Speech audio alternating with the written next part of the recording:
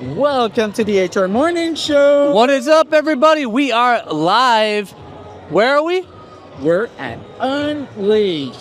Unleashed 2025. It's good to be here. When did you get in?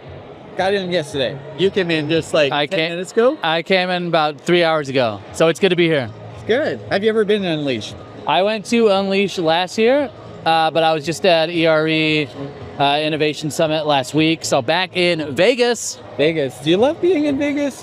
Is that like... It's a vacation. According to my wife, it's a vacation. She doesn't. But this is work. Okay? It is a lot of work. We shake hands, kiss babies the whole time. That's how we do it. That's how we do it. What are you looking forward to? Well, I think for me, it's always about deepening relationships, right? So obviously, you guys all know. Thank you, Mr. Evan White in the house. I've got the big digital presence, online presence, which is great. Okay. But one of the things I've noticed over the last couple of years, going out and just meeting people, is you see a lot of people that you met before, so you're able to strengthen relationships, but then you're also able to meet new people, get them in the ecosystem, and then just learning what's going on, right? There's so much change in recruitment, in HR. There is a lot of change right now. Yeah. So, if you want to stay ahead and you want to stay on pace with what's going on, you have to come to events like this because you're going to hear about it. You're going to hear the real conversations. Well, I agree. And you built a whole audience online. Yeah. And have you noticed the difference when you come to these shows of like activating those relationships that you have online in real life? 100%. Completely different world. Like it's different, and then it's kind of the same in some ways where, because so much of the stuff I do is on video. A lot of people are like, hey, I know you. I feel like I know you. But yeah, for me, it's just deepening those relationships. And so there is a difference. I think my whole thing is you can go back and forth on DMs for like years, but then when you meet someone, you get so much more in even a 15-minute conversation. So what's your strategy when you come to these events? I come to these events in a couple different ways. Obviously, I work in a company that we deal with a lot of HR folks. We're in HR. So meeting as many people as possible without the expectation of selling anything. I'm just trying to create connections. And when the next event, I'll see them again. We'll have a chat offline. It makes the relationship so different and there's way more depth to it when you've met someone face to face. But when I come to these shows, like I do them all, as you do, most of them. Unleashed. There's always more. There's always more that we could be doing. But what's your take on Unleashed? Like looking at, so this is the party, I guess, the opening party. There's a lot of folks here. Yeah. There's a lot of connections that we know. But is Unleash like one of that you have to absolutely do? That's a good question. I don't know whether there is necessarily one that I feel like I have to do. Yeah. But so far, the energy here is good. I feel like the energy at the last few conferences I've been to has been really positive, and I think maybe that's just because the more familiar I'm getting with going, it's easier to meet people. But again, it's that branding piece, right? And I think you talked about something just then with the sales. Yeah. One thing I've noticed recently, there's a lot more talk around like business development. And I think business development, to your point, is meeting people at events, connecting with them online, following up, building relationships. And it's funny because there's so much technology out there right now that's trying to automate a lot of those things away. Yeah. But it's not doing a good job. Like we have so much sales tech right now, and companies are finding it harder to break through the noise. We've got so much recruiting tech, and it's harder to reach people. And so I'm starting to just formulate in my mind, like one of the ways that you're gonna have to build relationships is coming to events like this and getting over yourself and meeting people. Oh, I agree. So what's your thoughts around the HR people that are coming to these events? Yeah. They're not looking to sell anything. No. They're coming here to learn something. We've been in their shoes. I've come to events as a practitioner many times. And I think I approach it a little bit different. I approach the knowledge side being most critical. So attending those sessions, but like, what would you do? Like, what do you recommend for HR folks to? I think you gotta almost approach it the same way that we would with the sales and the relationship building, and just think everybody you meet, they could be somebody potentially you're working with in the future. Yes. So I think it's like the resume building there, the networking. The knowledge piece is huge because obviously you're going to learn things that you're able to bring back to your organization. But I think you got to balance that with those relationships and just understand that you could have one conversation today, and then in 3-4 years, 5 years, that could be someone you end up working with. So I think, yes, learn, but also be open to meet people and just keep an open mind with that. I think one of the biggest mistakes you can make is to look at someone's name badge and then to make a judgment based on their current title and what they're doing right now, because you just never know where people are going to be. And that's what I try and do. I try and have serendipitous conversations and not go, oh, that's somebody who's in XYZ position. Yeah. I really want to talk to them, versus maybe someone who's maybe in a position where they're not able to buy what I'm selling, or we're not able to work together. I still want to have those conversations. I agree. I think one of the things that I've recommended a lot of people, especially like HR practitioners, if you're in the talent acquisition space, if you want to create contacts and build networks, come to these events. Yeah. If you're looking for a job, you should be here. Always. I know there's a cost to it, so, but imagine, I think about the job I have now came from someone I met at a conference 2 years ago. It's crazy. That happens all the time. If you're in HR, all the decision makers in the HR space are here. Plus, you get other options too. You're dealing with vendors, you talk to vendors. They might want to hire you to be their HR practitioner, Consultant. or they're an expert or consultant Yeah. in the market. So, How long have you been coming to events for? 5 years. 5 years. Okay. Yeah. What's changed from like that first event to how you approach events now? Nothing really has changed. Is I know how they run now. Like I know how to take the time and be very careful and strategic in where I'm going at what time and how I'm planning my days out. It's absolutely critical. The first couple of times I had no clue, right? Yeah. Like I had no clue.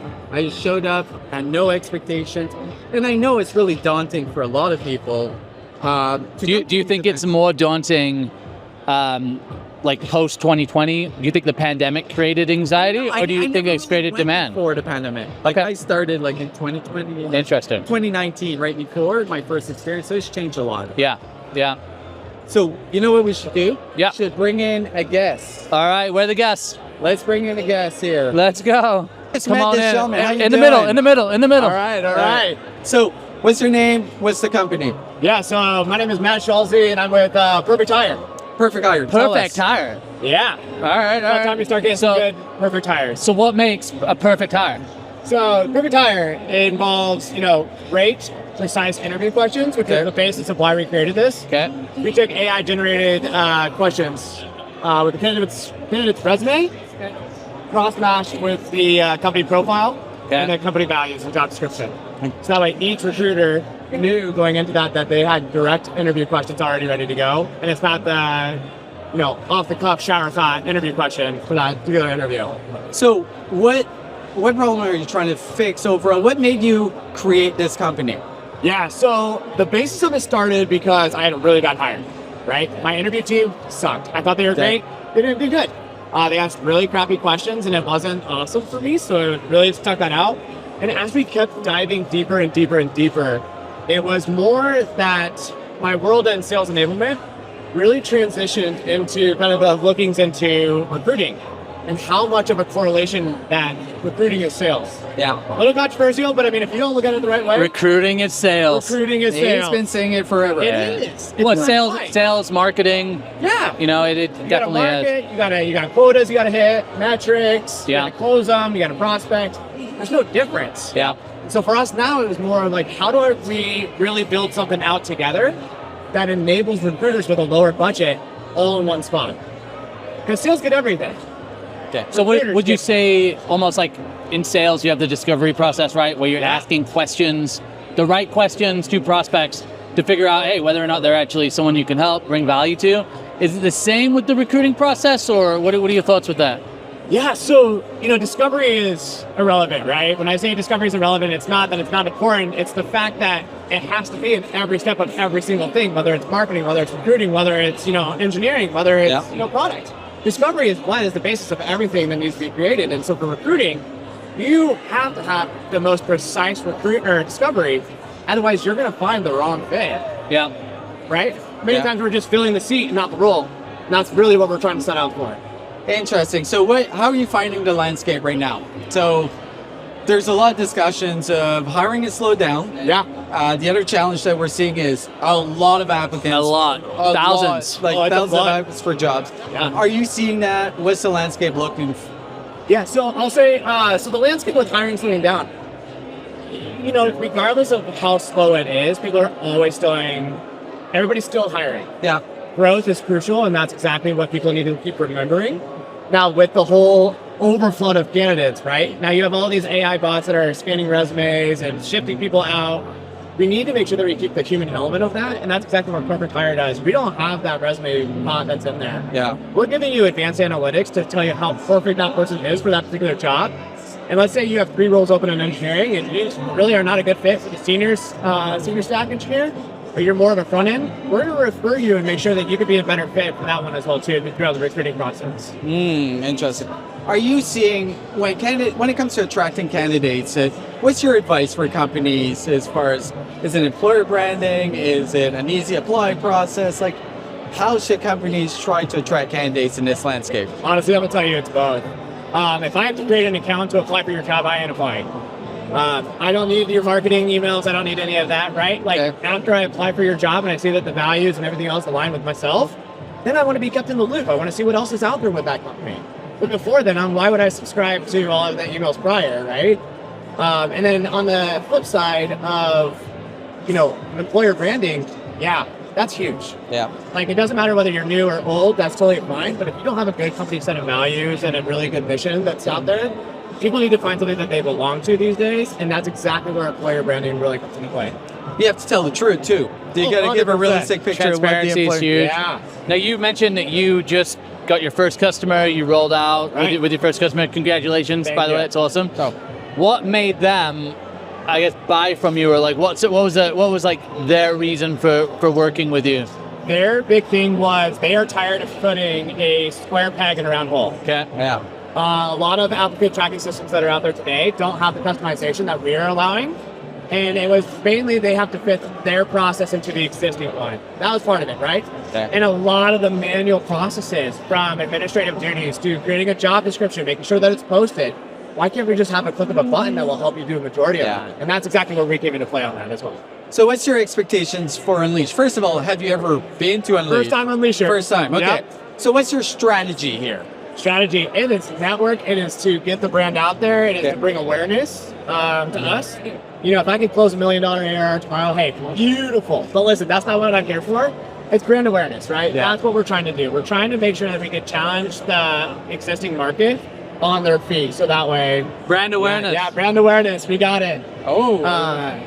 We want to make sure that we Heineken. can challenge the norm of recruiting.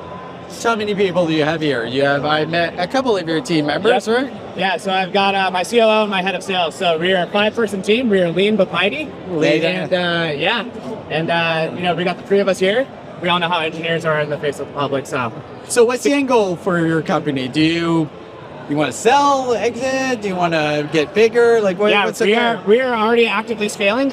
We've got 2 acquisitions already in the pipeline, which is super exciting. Yeah. I'm getting ready to close on one of those hopefully this week, which is super exciting for us. We're getting in the middle of our seed raise as well right now as well too. So Sweet. yeah, I will never go public. Selling could be a different story when the time is right. Perfect. Well, we really appreciate you joining the HR Morning Show. Thank you guys. Amazing. And I'm sure we'll spend some time in the next couple of days. Yeah, Thank yeah. you. Perfect hire. Thanks guys. Perfect hire. All right, we got. Well, first of all, before we jump in with Mike, what's your overall take on talent platforms right now? Look, I think to me, when I hear that there's a combining of a resume and a job description, I already am just like, it's broken. Because most of the resumes I see are not good. And most of the job descriptions I see don't describe a job. Yeah. It's that old Lou Adler kind of theory where he's like, it describes a person they're looking for, not the job. And so I think that mismatch, that algorithm right there is a little bit flawed. But I do like it when people start talking about keeping the human in the loop. Yeah. And the products I think that win are the ones that help us get better at our jobs, that don't promise the replacing of our jobs. And there's a lot more companies right now talking about agentic AI. So that's my thought. Well, how about you? Well, to be honest, and I'm glad they're doing it, I wouldn't want to be in the talent platform game at all as far as the business, because it's moving so quickly in that sense. But I agree with you. We got to be very careful what we're doing with AI, because if we remove the human element completely out of the equation, we're going to keep seeing what we're seeing right now. I'm not saying it's AI is causing the challenge, but it's causing a major challenge in our industry with 1,000 applicants per job. Like you talked about it, but well, I just think too, like we're already in we're in a time where technology is at its highest point ever, right? Because it keeps on advancing. I would not say that over the last 3 to 4 years, I've seen technology solve a lot of these problems. So that's what I always think about. we got to solve problems, right? AI or not AI involved, but we have a special guest. We have Yaz from Joveo. Come on in, Yaz. Let's go. Let's go. So good to see you. Good to see you too. Great to see you. Yes. We met at RecFest. I think I was the MC. That's right. Yes, yes. Right. Good to see you. Good to see you too. I'm right in the middle. So I see you at Unleash probably last 3 to 4 years. What's your take on Unleash? What's your expectation of this year's show? First of all, I was just having a discussion with a bunch of other vendors and employers, and I won't name who they were throwing shade at, but everyone was saying there's another one that is later in the year that they're not as engaged in. There's another one where they feel like the players aren't that interesting. Everyone's here, I think, because they want to learn. Yeah. I think we're in a moment in time, which doesn't happen that often, where you can really look to vendors and partners for education. Yeah. And not worry about being sold, because what you might learn is more valuable than at any other moment. I think that's because of the agents. That's because of the pressure that companies feel to invest in AI, to do it sensibly. Yeah. And not just pick a vendor because they've done an AI. Oh, that's our AI over there. Is it pervasive? Do you have an LLM for every feature? Yes. That's what we're trying to do at Joveo. So I think for me, I'm excited to learn and see what's new. So before we go further, you had an announcement today that I've been busy. I've been trying. I didn't read up on it, but you're here. Tell us, what did Joveo announce today? So let me read you the headline. Read me the headline. I got it right. Yes. Sorry to put you on the spot like this, right? Hot off the press. Hot off the press. Well, look, what it says is Joveo to unveil the industry's first autonomous AI agents for recruitment marketing. Love that. Do it at Unleash. Okay. Look, what we're trying to do is intelligent job advertising. Yeah. Just take the gut work out of it. You shouldn't have to decide when to post on Craigslist or how many slots you need on LinkedIn because of your experience. You have an agent that will tell you based on data. So it sounds so obvious, but it's news today because no one else is doing it the way we are. So we talk a lot about, like myself and Joel, about just the onslaught of candidates that are applying for jobs. A big part of it is the economy in some ways. The other part is AI applications.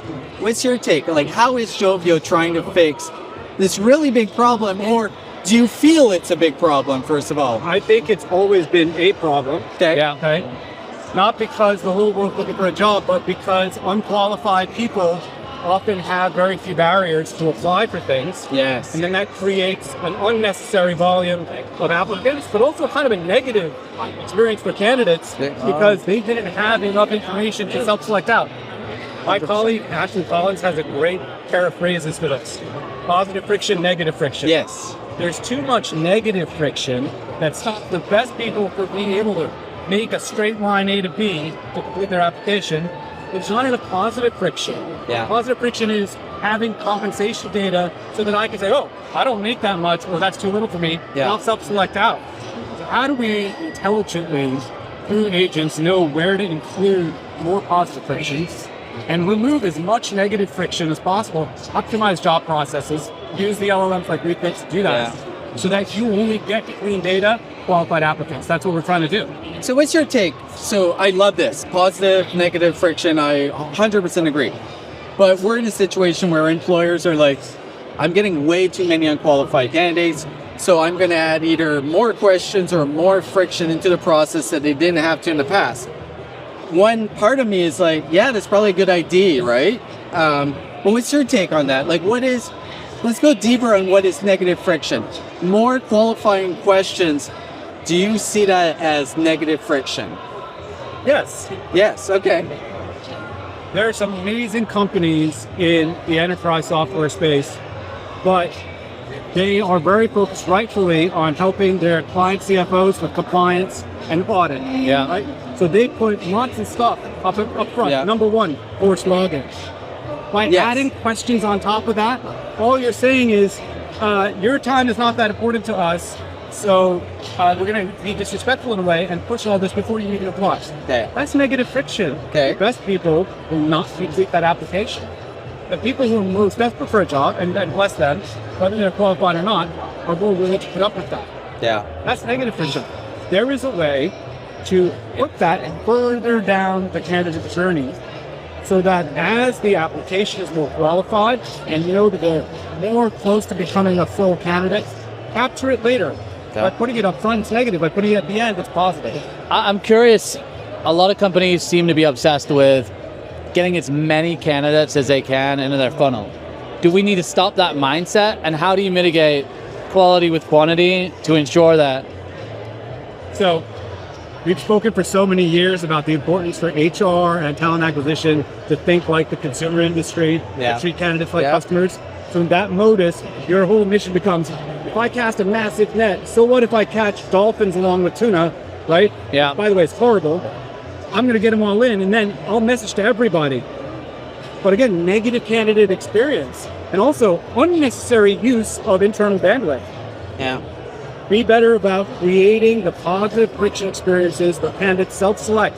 Join talent community because you belong there. Yeah. Not just because I've got a giant red button at the top of my career site. How does the employer brand play into that as well? Because I think when I see employer brand, it's become kind of marketing focused and saying, hey, everybody can fit in here. We've got environments that are all about belonging and just all this kind of fluffy employer branding. Instead of having employer branding that really talks about what the company is like, right? All the stuff that people consider fluffy. I love, by the way, that lady decided. The empties go here, everyone. The empties go here. No interview going on. Doesn't care that we're holding microphones. Like, oh, should drop my empty. So I think there's this sense that employer brand is soft and harmless and maybe an unnecessary cost. I disagree. How many people know what Palantir does? It's a giant multi-billion-dollar company. Do I belong there? I don't really know. The importance of employer brand is for a company that's not known in ancillary roles and positions to be able to explain and express why they're a great place for accountants, why they're a great place for marketing, for sales. Just because you don't fit the bill of what their main consumer brand is doesn't mean you don't belong. How are you seeing candidates using AI? Like, how are your clients finding that? Because I know job seekers have access to interview prep. They got access to actual AI during interviews. They've got auto apply tools. I actually feel like a lot of times candidates are probably more advanced with AI than a lot of the HR recruiting teams. Yeah, I agree. The barrier to entry as individual consumers is a lot lower than at the enterprise level. We're not having to, sign AI use policies in our house. Look, I think my analogy for everything to do with AI adoption is the calculator. Yeah. The moment the calculator came out, we didn't start accusing kids of cheating. We made the tests harder. Interesting. Yeah. Interesting. Yeah. Interviews should get harder. If you worry that someone's using ChatGPT to embellish their code, make it harder. Make it more creative so that it's not just how much Java you know, it's how you ideate. If you're worried about someone using a cheat code to answer complicated case questions in their MBA interview, make it harder. Yeah. Make it more in-depth. That's what we did with the calculator. Nobody asks simple arithmetic anymore because the calculator can solve that. We want to know square roots, and we want to know sine and cosine. I was an English major, so that was my limit. That was my limit right there. So, yeah. How do you balance that with passive candidates, right? You think about passive candidates, they don't want to go through harder and harder hoops, right? I get with like active candidates, they might be willing to go through. But like with passive candidates, do you see that added friction? You might lose some passive candidates? All the questions that you've been asking, they all go together. Yeah. Employer brand to attract passive candidates that wouldn't otherwise consider you. A seamless application process to make the person who doesn't need a job feel like it's easy to apply for the job that's right for them. Yeah. Right? Interview questions and experiences to attract talent that makes them think differently than what their perception might have been. Yeah. All these things go together, and then that answers your question. The way to attract passive candidates is to have a strategy that encompasses all those touch points, not just, oh, my applicant flow to hard to fill is X. Yeah, love that. Love that. So I'm Love it. curious, Joveo has a ton of data. What are you seeing in the labor market right now? And what, maybe you can't share everything, but what are you internally forecasting that the rest of the year is going to look like for both for companies and job seekers? So we were just talking about this yesterday in our podcast called Recruiting Realities, which we released every Love week. that. Which I've been on. I'm going to Yes. guess. Ashley? I'll get on one day, So maybe. We'd love to have you, by the way. We'd love to have you. Always inserting I know. yourself, right? Branding. Self-promote. Yeah, exactly. Personal brand. I'll tell you what we said in that podcast because it's no surprise. One is an obvious one, and one is something that we're seeing in our own data and a couple of other sources. The obvious one is there is a big migration of people who used to work in federal government agencies to the private Yeah. sector, both in terms of application flow, but also companies are looking for people who have these real strong skills, organizational skills, that are coming out of specific sectors, healthcare. If something happens to the VA folks, there's going to be a direct path. It's such a shortage in healthcare right now. So this is an obvious thing that we're seeing. We've been seeing it since February. Yeah. The second, which I think is a yellow flag for the future, the employment rate for fresh grads from top universities went down. Oh, interesting. Not surprising. And the anecdotal theory is that the Goldman Sachs and the McKinseys of the world have realized that it might have taken 20 Harvard, Princeton, Penn graduates to prepare a deck for a client. Now it's 5 plus a GPT. Wow. So do you suddenly need the other 66%? And I think that is going to be a harbinger for what we'll see down the talent pool as we start to see automation become the norm. Yeah. It means that people are going to have to retool and reset their expectations fresh out of college. You're always so insightful. One of my favorite guests that I've had over Thank the you. podcast over the years. So Always good yes, to talk to you guys. yes, Dalal. Congrats on the announcement. Excited Thank you very for much. it. We're excited about it too. We brought it live, which is Yes. awesome. I think it's great. Chief Growth Officer Joveo, you can always join us. Really appreciate you coming on board. Thank you very much, guys. Good luck. Have a great Yeah, conference. you too. Take care. We'll talk Take soon. care. All right, All so right. now this is just like where people put their drinks. That was hilarious. Get Someone in the came in. middle. Oh no! Let's go. Let's go. But we've got another In the middle. special guest, Mr. Omar Khatib. How you doing, buddy? Hey, you smell really good. Thank you. What is that? What's that scent? So, Creed Avengers. Some Creed? Yeah, I love some Creed. Yeah. You always smell nice. You always look good. Like you're the GQ of So HR in tech. Arabic, we say minayuna, which means it's because you have beautiful eyes, you see everyone beautiful. Oh, Love that. Look love at- that. You too. So yeah. No, it's great. So who are you? What do you do? What are you about? My name is Omar Khatib, and I'm CEO and founder of a company called Job Pixel. Yeah. We are the leading employer-generated content marketing in the industry. Love that. We power video for a lot of companies all around the world, like Cognizant, One-Stop. We do a lot in healthcare as well, customers like Bus and Medical Center, etc. I love it. Yeah. Obviously, I'm really passionate about video, social media, video content. Talk to me about how important it has been for your clients and the changes that they've had. Like we were just talking about the quality of candidates they get in. How can video help with quality of candidates, keeping them engaged, getting those candidates that you want, staying in the process versus not having video? What have you seen? So think about it this way, right? Let's just say you want to buy this shirt that you wear. Yeah. You got 2 websites. One website has a video showing you all the ins and outs of the shirt, people liking it, telling you their review, and then another website that just has a picture. Yeah. Which one are you more willing to buy from? Video every time. Exactly. And that's the whole point. Imagine with candidates, let's say nursing. You're looking at 5, 6, 7, 10 career sites in your same region. Many regions have multiple hospitals, for example. Yeah. But nurses, there's a huge shortage as well. So me as a nurse, let's just say I'm a nurse right now. Which company am I going to pick? Yeah. The company that shares some day in life and what's going on in their culture? Or the company that just has a boring tech job description? If everything is the same, pay, benefits, etc., that's really a big differentiator. And that's really what our customers see. So you always attract more and you attract better quality. Love so that. I'm curious. If you look at how job seeker behavior has been in the past, they used to look at the job ad in depth, research the company before they apply. In the last couple to let's say 4 years, they're applying for jobs. Then if they get an interview, then they go do research, look at videos, go more in depth on the career site. is that realistic? Is that what you're seeing that's happening?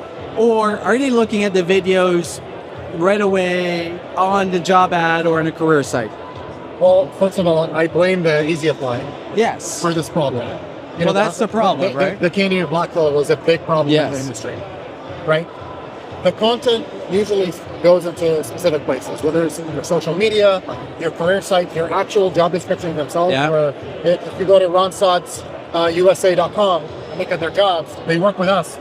If you look at some of their positions, they have video content embedded right in the job description. And for them, that's a huge lift, because when a candidate comes in looking for that job, it has that video, you're letting them spend more time learning more about that position.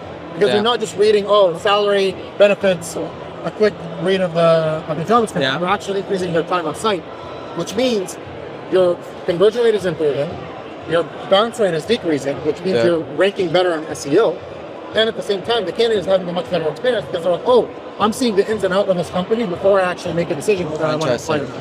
Meaning, yes, in some situations, it actually might reduce the amount of applies you want, but you're attracting the best type of audience to it. Yes. The qualified, amazing candidate that will make a huge difference for you when you hire. I'm curious, there's a lot of AI and like video, right? I'm seeing it more and more where people are building channels using AI avatars. Interesting. Is that something your clients are experimenting with? Do you think that's going to play an impact, or do you need to keep it authentic, it actually be viewed from the organization? I think there's an amazing place for that. Scripted content, like learning and development, onboarding videos, yada, yada, yada. That content is just going through a 1 to 10 list or A to Z list, right? You want it to be very specific. But when it comes to day in the life, you can't really have an AI generated. No. It's like Serge over here, waking up in the morning, showing what... I would watch that video. Yeah, me too. Viral. Right? Yeah, viral, instant, right? Or that one video of the guy who dips his face into the water and everything. It's funny, but it blew up. Everybody was watching it. People were making a lot of news about it. But that whole type of genre of content, day in the life, people want to do that because we're so tired of influencers. Everything is fake. Everything is overproduced, and people want the reality. Realist. The realist recruitment. Obviously, that's really what I'm saying. That's the way to do it. Yeah. Yes. Yeah. What like when you're coaching clients on like what makes a good video, what are maybe some of the things that you've seen that people have the biggest struggle with, and like how do you kind of coach them? Because I feel like when I talk to people about video, I just had a talk last week about video. I said, how many of you guys are comfortable with video? Yeah. A couple of people put their hand up, and I said, how many people are uncomfortable? Yes. Number one thing was like awkward. I feel self-conscious. Like, how do you coach people around that? And how do we, is that just something that we just need to go, hey, we're going to look past that, we're going to get through it because recruiting top talent matters more? Like, how do you deal with that? So the first thing we hit on is usually the question that a lot of people, their anxiety comes from, what do I say? Or am I going to sound bad or dumb in this video? Very simple solution. Write yourself a script or pointers. Yeah. Put it in a really nice teleprompter in front of you on the screen, so when you record, you don't get lost. I love that. What we have built in Joveo. We have a teleprompter built in. So we solved that problem for the most part. Next up is going to be, how do I look? Self-conscious, Yeah. We give them tips on how to have great lighting, how to have great audio, etc. The next thing is, what if I'm recording and my kid wants it? Or a dog. It's authentic. It's authentic, absolutely. But some people don't want to do that. And then we added AI models that remove the noise from the video. I love that. If you have background noise, or your gardener is outside, or someone's mowing the lawn, or you work in an area that is loud. We have some companies in the energy space. They're in oil fields. Yeah. Drills and massive machines, but being able to remove that noise. So how do I sound? How do I look? Okay? Those are the things that people really, and what do I say, right? Those are the things you really want to affect. We've got a lot of people walking around. Oh, we got famous people from Amazing Race. Like we've got Jackie Quinn. So I have a question. One of the concerns that I have when it comes to employer branding is everyone having the same and over-exaggerating what the culture actually is, okay? Do you see it in career sites? Employer blanding. Yes. That's what it is. So how do you make sure that the folks that are recording video are actually giving a realistic picture of what it is to work in the company instead of saying what they think their company wants them to say? So Number one, I'm not content police. Okay. So companies have a lot of different, policies, styles, etc. Some industries are tougher than others. That's okay. If you work in defense, Lockheed Martin, Raytheon, etc. Yeah. You're not going to have your employees walk around top secret sites Yeah. and show what's really going on. Yeah. It's going to be a problem. On the flip side, you have companies that have always been like historically rigid, that they want to open up. Yeah. Okay? Think healthcare. Yeah. The amount of healthcare clients we have that do dancing videos of their nurses is insane. And it's awesome, and we love it. Because that's the I do too. Yeah. Well, it's like manufacturing, I think it's like another one, right? There's a lot of these industries that actually need to kind of be pulled into this century, essentially. I think video is a great way to, and letting, as a video creator myself, one of the things that helped me when I started was having employers that supported and didn't suppress. Yeah. And it's hard to find employees that aren't excited about their brand and company that are making content. It's almost, you're not going to make, if you really hate where you work, you're not going to make a video, right? Yeah. On the flip side, you can really get that brand affinity, and the employee satisfaction going up as well. Yeah, I agree. Because then they're feeling like, hey, I'm a part of something, right? But here's the thing, right? The other thing is that I think there's a huge culture shift in how we look at content. Okay. LinkedIn adding video part of their feed. I promise you, my co-founder used to work for LinkedIn. He sold his company to them. LinkedIn does not make those decisions lightly. No. They take their time, think about the data. Microsoft. everything. Yes. They made that decision because they know by data that video is going to be the next wave. Yeah. We're seeing every third post on LinkedIn right now is a video. One, I would say I've had a couple of my videos that have gone viral months afterwards. So one of the opportunities, they don't actually have enough content. Yes. It's like TikTok doesn't have a problem with content. Instagram doesn't. LinkedIn kind of does. And so to your point, it's being able to coach your team, encourage them, and kind of pull them into this century. But that's also a massive opportunity. So your clients, I'm sure, they're taking advantage of that opportunity. They're funneling so much content into LinkedIn. I love and that. other social media platforms. So what's your goal for Unleash? Was meeting new people? Like, what's your strategy here? Do you have a booth? Yes. Yes. We're the first booth when you walk in on the right. Okay. Well, not missing. All right. Anyone here? Check out Job Pixel first- for sure. Walk in from the meeting, stick to the right, you'll see us right there. We have some cool boxes you can come get. My goal, honestly, for me and the team, is to come in, connect with some of our partners that are here, like Shaker, like Paradox, like others over here that we love. Like the realist recruiter, like Serge. Yeah. Yeah. Purple Acorn. My favorite. And we have a lot of current customers here that we're excited to see. Love it. Love it. Love it. Well, it's always a pleasure seeing you. It's always great to record anytime with you, Amar. Seeing this too. Keep Amar, up the legend. mediocre work there. Serious legend, man. Love you guys. All right. Thank you. All right, we doing one more? We got some more? We doing one more? And that's it. Where did Mike go? Where did realistic recruiter? Oh, he said. Where's the realistic recruiter? Where is he? Yeah, we should be good. Yeah, we're good. We're good. All right. Well, this was fun. It was fun. A lot of great interviews, insights, fantastic guests. The guests were fantastic. Yaz, like I could listen to him like legend. Like the guy is so, I don't know, he has a way of articulating challenges of the industry in a really cool way that makes everyone understands. I like what I love that he said too is, for any of the vendors out there, the more you can partner with teams and provide insights and data, that's what they're looking for, right? So when you're pitching, the way that you get in there and you have to build those relationships is doing exactly what he said, which is gathering lots of data, telling the story, and providing those valuable insights versus just trying to jump into the sale.